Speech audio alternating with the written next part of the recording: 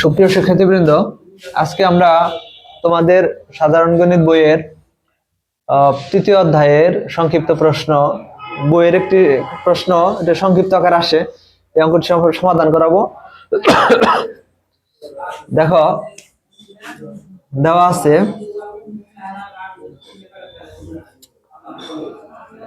আছে x সমান 19 আর y সমান -12।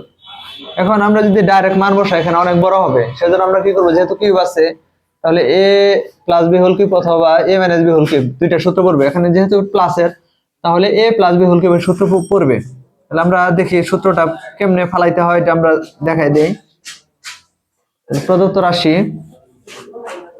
8x³ plus 36x² plus 24xy² plus 27y³ এখন আমরা 8x³ যদি আমরা ভাঙাই 2x দিয়ে কিউব দিলাম,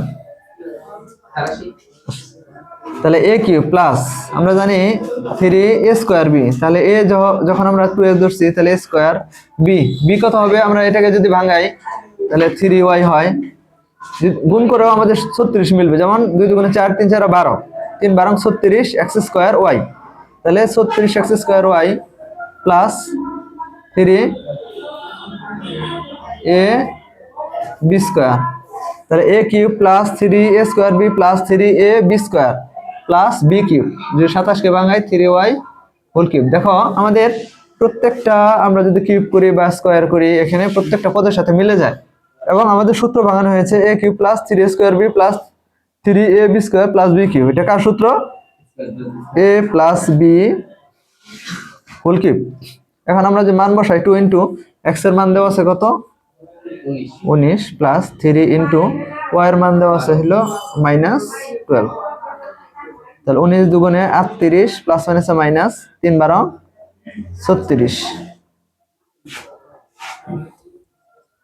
আমরা 38 থেকে 36 বিয়োগ করি 2 রে যদি কিউব করি কত হয় 8, আমাদের মানটা বের হলো 8।